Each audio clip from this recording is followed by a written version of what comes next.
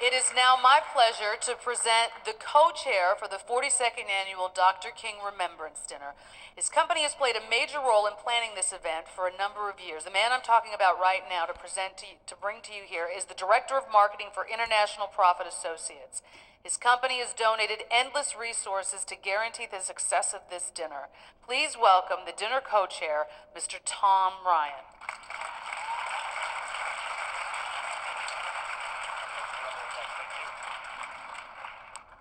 Reverend Brooks, Mrs. Brooks, distinguished guests, students, ladies and gentlemen. It is my pleasure to welcome all of you to the 42nd Annual Dr. Martin Luther King Remembrance and Celebration Dinner. And it is truly a great honor for me to say a few words about one of the greatest Americans to ever live. We gather here tonight to celebrate the life and work of Dr. Martin Luther King Jr., who more than any other person made this nation live up to the promise of our founding fathers, that every citizen of this great nation has the equal right to life, liberty, and the pursuit of happiness. When President Barack Obama began his unlikely journey to become President of the United States, he often quoted Dr. Martin Luther King, who talked about a fierce urgency of now. When I heard Barack Obama talk about a fierce urgency of now, I could understand his impatience in wanting to end the war in Iraq, which had begun many years before. When I heard Barack Obama talk about a fierce urgency of now, I could understand his impatience about wanting to enact national health care legislation, which first had been proposed by President Harry S. Truman in 1948. But what I really wanted to know is what Dr. Martin Luther King meant when he first spoke those words. Dr. King spoke about a fierce urgency of now in a speech he gave at the Riverside Church in New York City on April 4th, 1967. Here's what he said. We are now faced with the fact that tomorrow is today. We are confronted with a fierce urgency of now.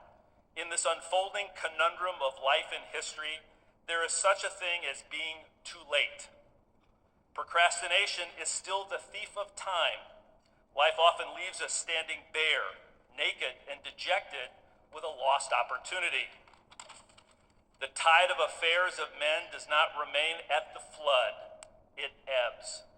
We may cry out desperately for time to pause in her passage, but time is deaf to every plea and rushes on. Over the bleached bones and jumbled residue of numerous civilizations are written the pathetic words, too late. There's an invisible book of life that faithfully records our vigilance or our neglect. Now let us begin. Let us rededicate ourselves to a long and bitter but beautiful struggle for a new world. Those are the words of Dr. King. Here we are today, 43 years later, and the struggle for a new world continues. But it is now our journey. Deep within each of our hearts, there is an idea, a thought, a dream to add something, to do something good for other people or for humankind. Too often the thief of procrastination steals from our heart these noble ideas.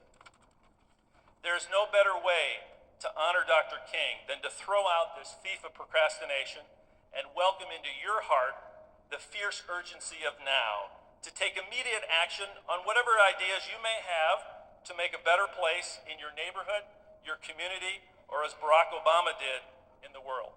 Thank you very much.